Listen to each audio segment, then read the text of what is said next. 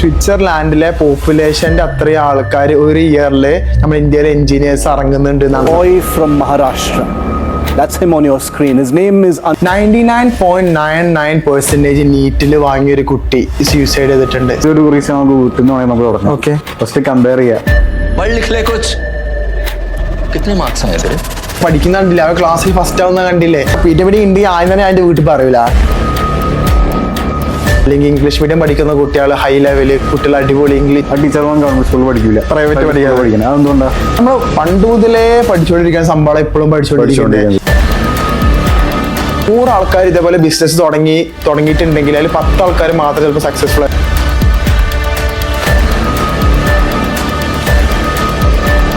Risk everything to win everything നോക്കാൻ. Hello guys, welcome to Physioids podcast. അപ്പോൾ ഇന്നത്തെ എപ്പിസോഡിൽ നമ്മൾ ബേസിക്കലി സംസാരിക്കാൻ പോകുന്നത് നമ്മളെ എഡ്യൂക്കേഷൻ സിസ്റ്റം ഇതൊരു സ്കാം ആണോ അല്ലേ എന്നൊക്കെ ഉള്ളത്. അപ്പോൾ ആദ്യം തന്നെ പ്ലീസ് ഡു സബ്സ്ക്രൈബ് ചെയ്യാൻ ആരും മറക്കരുത്. Thank you so much guys. അപ്പോൾ ഫസ്റ്റ് ചോദ്യം, ഈസ് എഡ്യൂക്കേഷൻ എ സ്കാം? ഈ ഫുൾ വീഡിയോ കണ്ടാൽ മനസ്സിലാവും എഡ്യൂക്കേഷൻ സ്കാം ആണോ അല്ലേന്ന്. ഓക്കെ. സോ ഡെയിലി ഇന്ത്യയിൽ 20 ആൾക്കാർ വെച്ച് മരിക്കുന്നുണ്ട്. ഓക്കെ, സ്റ്റുഡൻസ് സൂയിസൈഡ്സ് മരിക്കല്ല, സൂയിസൈഡ് ചെയ്ത് മരിക്കുകയാണ്. ഓക്കെ, അപ്പൊ ഒരേ 90 മിനിറ്റിലും ഓരോരുത്തർ മരിക്കണതിന്റെ അർത്ഥം. അപ്പൊ ആ സൂയിസൈഡിന്റെ സംഭവം പറഞ്ഞപ്പോൾ അപ്പൊ ഇന്നലെ മിഞ്ഞാന്ന് ഞാൻ ഇൻസ്റ്റയിൽ ഒരു ന്യൂസ് കണ്ടതാണ്. 99.99% നീറ്റിൽ വാങ്ങിയൊരു കുട്ടി, മെഡിക്കൽ നീറ്റിൽ വാങ്ങിയൊരു കുട്ടി സൂയിസൈഡ് ചെയ്തിട്ടുണ്ട്. സൂയിസൈഡ് ചെയ്ത രീതിയിൽ കണ്ടിട്ടുണ്ട് വീട്ടില്. അപ്പൊ അവര് സൂയിസൈഡ് നോട്ടിൽ ആ കുട്ടിന്റെ പേര് അനുരാഗ് എന്നാണ്. മഹാരാഷ്ട്രയിലാണ് സംഭവം നടക്കുന്നത്. അപ്പൊ ആ കുട്ടി പിറ്റേ ദിവസം ആ കുട്ടി എന്താ പ്ലാൻ ചെയ്യണമെന്ന് വെച്ച് കഴിഞ്ഞാൽ MBBS ജോയിൻ ചെയ്യാൻ വേണ്ടിയിട്ട് ഹോസ്പിറ്റലിൽ പോകാൻ, മെഡിക്കൽ കോളേജിൽ പോകാൻ വേണ്ടി പ്ലാൻ ചെയ്യുന്ന സമയത്ത് വീട്ടിൽ നോക്കുമ്പോൾ ആ കുട്ടി സൂയിസൈഡ് ചെയ്തിക്കുക. എനിക്ക് ഡോക്ടർ ആവണ്ട, അതാണ് എഴുതിയിട്ടുള്ളത്. ഇത്ര മാർക്ക് ഡോക്ടർ. കാരണം പല കുട്ടികൾക്കും പല രീതിയിലാണ് അവരെ മൈൻഡിലുള്ളത്. അവർക്ക് പല ആഗ്രഹങ്ങളും ഉണ്ടാവും. പക്ഷെ പാരന്റ്സിന്റെ ഈ ഫോഴ്സ് കാരണം കൊണ്ട് അവരെന്ത് ചെയ്യാണ്, ഇതിലോട്ടൊക്കെ പോയി പഠിക്കാൻ കഴിവുണ്ടാവും, പക്ഷെ അവർക്ക് ആഗ്രഹമല്ല ചെയ്യാൻ. ആഗ്രഹം വേറെ. പിന്നെ എന്ത് റീസൺസ് കാരണം കൊണ്ടായിരിക്കാം ഈ കുട്ടികളെ സൂയിസൈഡ് ചെയ്യുന്നതിന്റെ പല കാരണങ്ങളുണ്ടല്ലോ. അത് വേണമെങ്കിൽ ഫസ്റ്റ് ഒരു റീസൺ നമുക്ക് വീട്ടിൽ നിന്ന് വേണമെങ്കിൽ നമുക്ക് തുടങ്ങാം. ഓക്കെ, ഫസ്റ്റ് കമ്പയർ ചെയ്യാം. അതാണ് മെയിൻ വിഷയം. അത് നമ്മളെ ഇപ്പോഴത്തെ ജനറേഷൻ പിന്നെ ബെറ്റർ ആണ്. നമ്മളെ ജനറേഷൻ ഇഷ്ടം പോലെ ഉണ്ടായിരുന്നു, ഫുള്ള് കമ്പയർ. അപ്പൊ അവരുടെ കുട്ടി അല്ലെങ്കിൽ അവരെ കുട്ടി എന്തെങ്ങനെ പഠിക്കുന്നുണ്ടില്ല, അവർ ക്ലാസ്സിൽ ഫസ്റ്റ് ആവുന്ന കണ്ടില്ലേ. ഞാൻ പറയുന്നത് എല്ലാവർക്കും റിലേറ്റബിൾ ആയിരിക്കും കാണുന്നത്, കാരണം പാരന്റ്സ് പറയുന്നതായിരിക്കും നല്ല. അങ്ങനെ പ്രശ്നം ഉണ്ടായിട്ടല്ല, ബട്ട് അവർ മനസ്സിലാക്കേണ്ട ഒരു കാര്യമുണ്ട്. അത് ഞാൻ പറഞ്ഞുതരാം. ലൈക്ക് പറയാം, അവന്റെ കൂടെ നടത്തുന്നൂടെ എനിക്ക്, അവൻ പഠിക്കുന്ന കുട്ടി അവന്റെ കൂടെ നടക്ക്. ചിലപ്പോൾ ചില കുട്ടികൾ ഉണ്ടാവും ലൈക്ക് പഠിത്തത്തിൽ കുറച്ച് ബാക്കോട്ടായിരിക്കും, അവന്റെ ഒപ്പം നടക്കരുത്, ഇയ്യോ അതേപോലെ ആവും, അങ്ങനെ.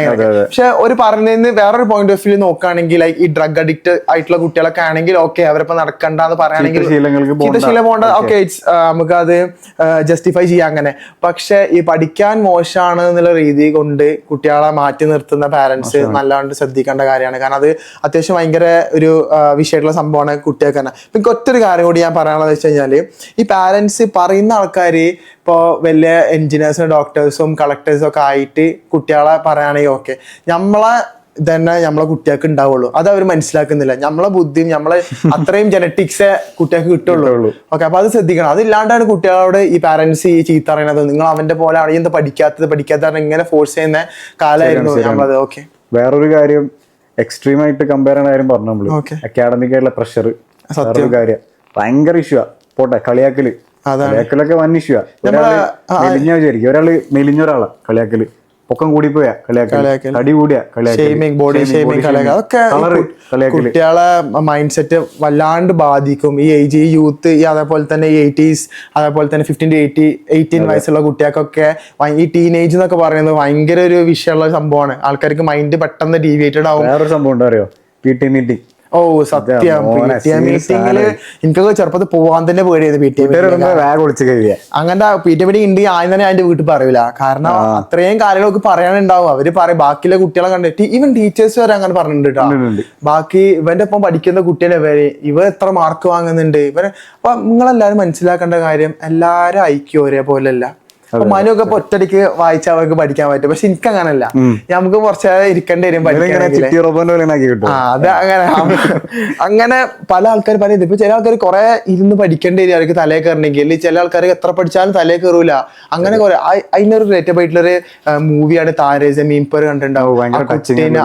അവന്റെ എൽഡർ ബ്രദർ നല്ലോണം പഠിക്കും. അവന്റെ അനിയന് മെയിൻ ആക്ടർ ഇഷാൻ എന്ന് പറഞ്ഞ കുട്ടി പഠിക്കാൻ ഭയങ്കര, ആ കുട്ടിക്ക് അസുഖം ഉണ്ടായിരുന്നു. അപ്പൊ അങ്ങനെ റിലേറ്റബിൾ ആയിട്ടുള്ള കുറെ മൂവീസ് ഒക്കെ ഉണ്ട് നമുക്ക്. അവനക്ക് ആ അസുഖം ഉള്ളതുകൊണ്ട് അവനക്ക് പഠിക്കാൻ പറ്റാത്ത അവനെ ബോർഡിംഗ് സ്കൂളിൽ ചേർക്കും. അങ്ങനത്തെ ഒരു റിലേറ്റബിൾ ആയിട്ടുള്ള സ്റ്റോറീസ്. അത് പറഞ്ഞത് ശരിയാണ്. അത് മാത്രല്ല, ഈ സെലിബ്രിറ്റീസിന്റെ മക്കളായിക്കോട്ടെ, ഗവൺമെന്റ് സ്റ്റാഫിന്റെ മക്കളായിക്കോട്ടെ, ഇവരൊന്നും നാട്ടിൽ പഠിക്കൂല.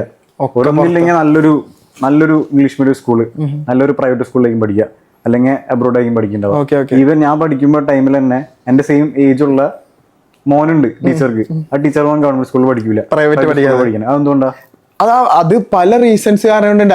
വേറൊരു സംഭവം ഈ ഇതിൽ വരുന്ന ഒരു ഇഷ്യൂ ആണ് ഇംഗ്ലീഷ് മീഡിയം സ്കൂളിൽ പഠിക്കുക എന്നുള്ളത്. ഗവൺമെന്റ് അല്ലെങ്കിൽ മലയാളം മീഡിയം സ്കൂളിൽ പഠിക്കുന്ന കുട്ടികള്, താഴ്ന്നിട്ടുള്ള കുട്ടികള്, അല്ലെങ്കിൽ ഇംഗ്ലീഷ് മീഡിയം പഠിക്കുന്ന കുട്ടികൾ ഹൈ ലെവല് കുട്ടികൾ, അടിപൊളി ഇംഗ്ലീഷ് പറയാൻ പറ്റിയാൽ അവൻ വലിയ എന്തോ സംഭവമാണ്. മലയാളം പറയുന്ന ആൾക്കാർ അത്ര വലിയൊരു ലോ ക്ലാസ് വിലയില്ല. അങ്ങനത്തെ ഒരു കോൺസെപ്റ്റിലേക്ക് എത്തിക്കണം നമ്മളെ. ഈവൻ നമ്മളെ കൂട്ടത്തിൽ തന്നെ കുറെ ഫാമിലീസ് ആണെങ്കിലും അവരൊക്കെ കുട്ടികളെ കൊണ്ട് ഇംഗ്ലീഷ് പഠിപ്പിക്കും. കാരണം അപ്പൊ ഇംഗ്ലീഷ് പഠിപ്പിച്ച് ഇംഗ്ലീഷ് ടോപ്പ് ലെവൽ ലാംഗ്വേജ് ആക്കി അവരുടെ മൈൻഡിൽ സെറ്റ് ആക്കി വെച്ചിട്ടുണ്ടാവും. അപ്പൊ ശ്രദ്ധിക്കേണ്ട കാര്യം, അവര് മലയാളം അവരെ മദർ ടങ്, അപ്പൊ അവർക്ക് ലോ ക്ലാസ്, അയ്യേ മലയാളം സംസാരിക്കുന്ന അയ്യേ, അങ്ങനത്തെ ഒരു കോൺസെപ്റ്റിലേക്ക് വരെ എത്തിയിട്ടുണ്ട്. എന്തോ സംഭവമാക്കിയിട്ടുണ്ട്. അത് അവര് മാർക്കറ്റിംഗ് സ്ട്രാറ്റജി ആക്കിയിരിക്കണം. ഈ business like English medium same സംഭവം തന്നെയാണ്. ഇംഗ്ലീഷ് മീഡിയത്തിലും ഗവൺമെന്റ് സ്കൂളിലും മലയാളത്തിലും ഒക്കെ പഠിക്കുന്നത് സെയിം സംഭവം തന്നെ.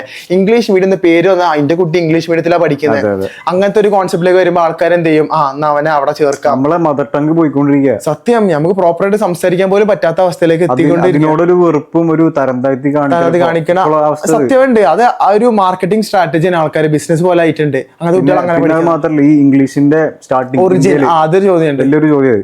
അത് ഈ ബ്രിട്ടീഷുകാര് ഇന്ത്യയിൽ എത്തിയല്ലോ, ഇവർക്ക് ഈ ആൾക്കാരായിട്ട് കമ്മ്യൂണിക്കേറ്റ് ചെയ്യാനും സംസാരിക്കാനും ഒന്നും പറ്റുന്നുണ്ടായിരുന്നില്ല.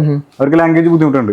അപ്പൊ ഇവർക്ക് വേണ്ടത് മെയിൻ ആയിട്ട് സ്ലേവ്സും പിന്നെ കുറച്ച് ഓഫീസർ വർക്സിന്, ക്ലർക്സ്, പണിക്കാരാണ്. അപ്പൊ ഇവരെന്ത് ചെയ്യും? ഇംഗ്ലീഷ് ഡെവലപ്പ് ചെയ്യാൻ തുടങ്ങിയപ്പോ ആസ് യൂഷ്വൽ കുറച്ച് ആൾക്കാർ ഇംഗ്ലീഷ് പഠിച്ചു തുടങ്ങിയപ്പോ ബാക്കി നൈബേഴ്സ് ആയിട്ടുള്ള ആൾക്കാർക്ക് തോന്നി, ഒരു വലിയ ആൾക്കാർ തുടങ്ങി ഇംഗ്ലീഷ് പഠിച്ചു തുടങ്ങി, വലിയ ടീമായി. അപ്പൊ മലയാളത്തിനേക്കാളും ഒരു സ്റ്റെപ്പ് മുന്നോട്ടായി ഇംഗ്ലീഷ്. അങ്ങനെ ഇവര് ചെയ്ത് വേറെ പരിപാടിയാണ്. കാരണം ഇവരെ മേലത്തെ ഓഫീസർ എപ്പോഴും ബ്രിട്ടീഷ് ഓഫീസേഴ്സാണ്. ഇവര് താഴെ പണിയെടുപ്പിക്കുക, സ്ലേവ്സ്, അടിമകളാക്കി എടുക്കാനാണ് ഇംഗ്ലീഷ് ഡെവലപ്പ് ചെയ്തത്. പക്ഷെ ആ ഒരു സംഭവം കൊണ്ട് കാലം കഴിഞ്ഞു വരുമ്പോ എന്ത് ചെയ്തു? ഇംഗ്ലീഷിന്റെ സ്റ്റെപ്പ് ഇങ്ങനെ ഹൈ ആയിട്ട് പോയി. ഇംഗ്ലീഷ് വേണം, ഓക്കെയാണ്, ഓളായിട്ട് എല്ലാവരും സംസാരം ഇംഗ്ലീഷാ. പക്ഷെ നമ്മളെ മദർ ടങ് നമ്മള് ഫസ്റ്റ് പ്രയോറിറ്റി ആയിട്ട് കൺസിഡർ ചെയ്യണം എന്നുള്ളതിന്റെ. അതേപോലെ വേറെ എഡ്യൂക്കേഷൻ സ്കാം വെച്ച് പറയുകയാണെങ്കിൽ നമ്മൾ പണ്ട് മുതലേ പഠിച്ചുകൊണ്ടിരിക്കുന്ന സംഭവം ഇപ്പോഴും പഠിച്ചുകൊണ്ടിരിക്കുന്നത്. നമ്മള് C+ ആണെങ്കിൽ ഇപ്പൊ AI കാലാണ്. ആർട്ടിഫിഷ്യൽ ഇന്റലിജൻസ് ഇത്രയും ട്രെൻഡിങ് ആയിക്കൊണ്ടിരിക്കുന്ന സമയത്ത് അതൊന്നും കുട്ടികളിലേക്ക് പഠിപ്പിച്ചു കൊടുക്കാനോ അല്ലെങ്കിൽ അതൊക്കെ ബേസിക് ആയിട്ട് നമ്മള് കുട്ടികൾക്ക് ടെക്നോളജി അനുസരിച്ച് നമ്മളെ എഡ്യൂക്കേഷൻ സിസ്റ്റം മാറുന്നില്ല.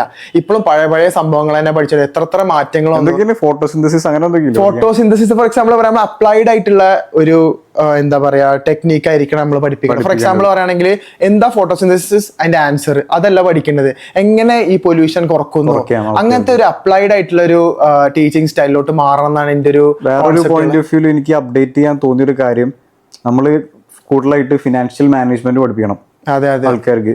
ലോൺസിനെ പറ്റി മുതലേ അത് പഠിപ്പിച്ചു. ഇത് കഴിഞ്ഞ് +2 കഴിഞ്ഞ് ഒരു കോളേജ് കഴിയുമ്പോഴൊക്കെ ആയിരിക്കും സ്റ്റാർട്ട് ചെയ്ത് എടുക്കാൻ തുടങ്ങി. ഓരോ ഇതിങ്ങനെ കടങ്ങൾ വന്നുകൊണ്ടിരിക്കുക. മണി എങ്ങനെ പ്രോപ്പറായിട്ട് മാനേജ് ചെയ്യാം. പിന്നെ ലോസ്, നിയമം പ്രോപ്പറായിട്ട് അറിയണം. ഇതൊക്കെ നമ്മൾ സ്റ്റാർട്ടിംഗ് തൊട്ട് കുറച്ചൊക്കെ പഠിച്ചു തുടങ്ങിയാൽ കുറെ ഐഡിയ നമുക്ക് എങ്ങനെ പ്രോപ്പറായിട്ട് ജീവിക്കാൻ പറ്റും, സ്കാമൊന്നും വിടാണ്ട് നമുക്ക് ഇതാക്കാൻ പറ്റും. അതേപോലെ ഇഷ്ടം പോലെ ഈ ലോൺ സ്കാമിനെ കുറിച്ച് എൻ്റയർ വീഡിയോ നമ്മൾ ചെയ്തിട്ടുണ്ടായിരുന്നു. Please do watch it. അതിന്റെ ലിങ്ക് നമ്മൾ മേലെ കൊടുക്കാം.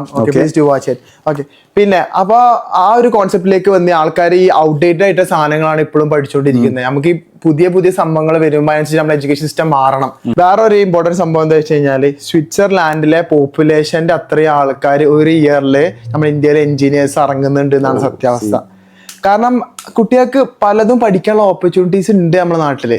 ഓക്കെ. അപ്പൊ അത് എന്ത് ചെയ്യുന്നു, ഈ എഞ്ചിനീയർ ആവണം അല്ലെങ്കിൽ ഡോക്ടർ ആവണം അല്ലെങ്കിൽ കളക്ടർ ആവണം, ഇങ്ങനത്തെ ഒരു ഫോഴ്സ് കാരണം കൊണ്ട് പലരും ഇഷ്ടമല്ല തെറ്റിയിട്ട് അവർക്ക് പോകേണ്ട പാത്ത് മാറിയിട്ട് അവർ വേറെ ഇഷ്ടമില്ലാത്ത ജോബിലോട്ട് പോകും. അങ്ങനെ ജോബ് ഡിസാറ്റിസ്ഫാക്ഷൻ ഒക്കെ വരുന്നത് അവർക്ക്.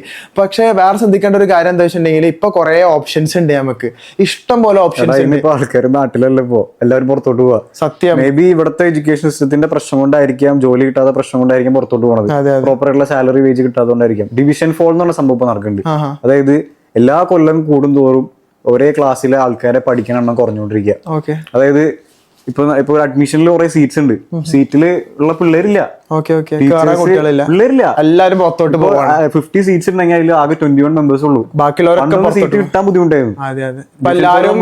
അപ്പൊ എല്ലാരും അബ്രോഡ് പോവാണ്. അവരെ എഡ്യൂക്കേഷൻ സിസ്റ്റം അടിപൊളിയാണ്, അവിടെ എക്സ്പെൻസ് അടിപൊളി, നല്ല പഠിപ്പിച്ചു കൊടുക്കുന്നുണ്ട്, നല്ല വാല്യൂ ഉണ്ട്. അതാണ് വേറെ സംഭവം, വാല്യൂ ഉണ്ട്.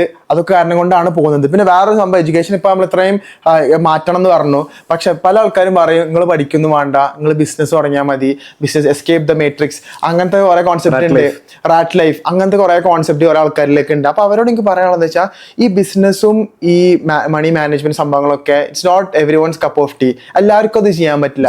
ഓക്കെ, പക്ഷെ ഈ ബിസിനസ് മൈൻഡഡ് ആൾക്കാർ അല്ലെങ്കിൽ അങ്ങനത്തെ ഓരോ ഐഡിയൽ ആൾക്കാർക്ക് ഓക്കെ ചെയ്യുന്നോണ്ടുണ്ട്. നമ്മൾ ഈ കുറെ സക്സസ്ഫുൾ ആൾക്കാർ ഇൻസ്റ്റയിൽ കാണുന്നുണ്ടാവും, ഇഷ്ടം പോലെ. ഇപ്പൊ ആൻഡ്രൂ ടേറ്റ് അങ്ങനത്തെ പല ആൾക്കാരും ഈ നമ്മൾ ഫോളോ ചെയ്യുന്നുണ്ട്.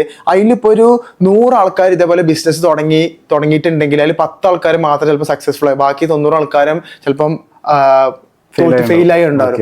അപ്പൊ അതൊന്നും നമ്മൾ കാണുന്നില്ല. ഈ ഫെയിൽ ആൾക്കാർ ഇഷ്ടം പോലെ ആൾക്കാർ സൂയിസൈഡ് വരെ ചെയ്യുന്നുണ്ട് ഈ ബിസിനസ്സിൽ. അത്രയും പൈസ ഇൻവെസ്റ്റ് ചെയ്യാണ്. പക്ഷെ അപ്പൊ അത് ശ്രദ്ധിക്കേണ്ട കാര്യം എന്താ വെച്ചിട്ടുണ്ടെങ്കിൽ നിങ്ങൾക്ക് ലക്ഷങ്ങൾ കോടികൾ വാങ്ങാൻ പറ്റിയ ജോലികളുണ്ട്. നമ്മൾ അനന്ത് പറഞ്ഞ പോലെ സൈലത്തില് കോടികൾ വാങ്ങുന്ന ടീച്ചേഴ്സ് ഉണ്ടെന്നൊക്കെ. അപ്പൊ ചിലപ്പോ നിങ്ങൾക്ക് അതിനോടാണ് കൂടുതൽ താല്പര്യം, നിങ്ങൾക്ക് അതിന് നല്ല ടാലന്റ് ഉണ്ടെങ്കിൽ അതിലോട്ട് പോവുക, പഠിക്കണം. ഒരിക്കലും ഞാൻ പറഞ്ഞില്ല പഠിക്കരുതെന്ന്, ഒരിക്കലും ഞാൻ പറഞ്ഞില്ല, പഠിക്കണം. നമ്മൾ ലൈഫ് ആദ്യം സെക്യൂർ ആക്കി വെക്കണം. ലൈഫ് സ്റ്റേബിൾ ആക്കിയതിന് ശേഷം മാത്രമേ പിന്നെ നിങ്ങൾ എന്തെങ്കിലും ഇൻവെസ്റ്റ്മെന്റോ അല്ലെങ്കിൽ ലൈഫ് മൊത്തം റിസ്ക് എടുക്കുക. Risk everything to win everything നോക്കണ്ട്. അറ്റ്ലീസ്റ്റ് പ്ലാൻ ബി പോലെ അറ്റ്ലീസ്റ്റ് നമ്മളൊരു ലൈഫും സെക്യൂർ. കാരണം നമ്മളെ ആശ്രയിച്ചിട്ടായിരിക്കും നമ്മളെ ഫാമിലി, നമ്മളെ കുടുംബക്കാരൊക്കെ നമ്മളെ നിൽക്കുന്നുണ്ടാവുക. നമ്മൾ ഒറ്റയടിക്ക് ലക്ഷങ്ങളുണ്ട് ഇൻവെസ്റ്റ് ചെയ്ത് കണ്ട് ഫെയിൽ ആയി കഴിഞ്ഞാൽ പിന്നെ വേറൊരു ഓപ്ഷനും ഇല്ല. ഫുൾ അത്രയും പ്രശ്നം കൊണ്ടിരിക്കണം. അപ്പൊ പഠിക്കേണ്ട സമയത്ത് നമ്മൾ നന്നായിട്ട് പഠിക്കണം. ഇഷ്ടമുള്ള കോഴ്സ് എടുക്കുക എന്നുള്ളതാണ്. ഓക്കെ, ഇഷ്ടമുള്ള കോഴ്സ്. ഇപ്പൊ ഈ ഡോക്ടേഴ്സ്, എഞ്ചിനീയർ, കളക്ടർ മാത്രമൊന്നല്ല നമ്മുടെ നാട്ടിലുള്ളത്. ഗെയിം ഡെവലപ്പിംഗ് ആയാലും AI ആയാലും അങ്ങനെ ഇഷ്ടം പോലെ, പാട്ടുകാര്, ഫുട്ബോൾ ആൾക്കാർ ഇഷ്ടംപോലെ. അങ്ങനെ ഏറ്റൊരു ലാസ്റ്റ് ഒരു കോട്ടും കൂടി പറഞ്ഞ നിർത്താം. ലൈക്ക് അന്ന് പണ്ട കാലത്ത് ഈ AR റഹ്മാന് പഠിത്തം നിർത്തിയിട്ടാണ് അന്ന് അവൻ ഈ സംഭവം ഈ മ്യൂസിക്കിലോട്ട് ഇറങ്ങിയത്. അന്ന് അവൻ നിർത്തിയിട്ട് അവൻ എന്തെങ്കിലും ഗവൺമെന്റ് ജോലിക്ക് വിട്ടിട്ടുണ്ടെങ്കിൽ ഇന്ന് കാണുന്ന AR റഹ്മാൻ നമുക്ക് ഉണ്ടാവില്ലായിരുന്നു.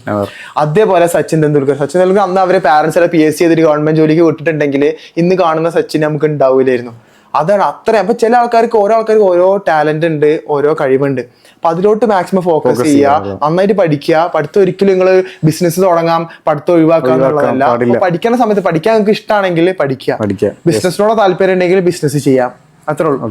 കൂടുതൽ ഇൻഫർമേഷൻ നിങ്ങൾക്ക് അറിയണ താല്പര്യം ഉണ്ടെങ്കിൽ അല്ലെങ്കിൽ കൂടുതൽ അതിനെപ്പറ്റി കമന്റ് ചെയ്യുക. What is your opinion comment ചെയ്യുക. സബ്സ്ക്രൈബ് ചെയ്യുക, അത് മറക്കരുത്. സബ്സ്ക്രൈബ് ചെയ്യുക. ഇങ്ങനത്തെ വീഡിയോസ് ഒക്കെ കാണാൻ ഇഷ്ടമാണെങ്കിൽ hit the bell icon. Thank you so much guys for watching.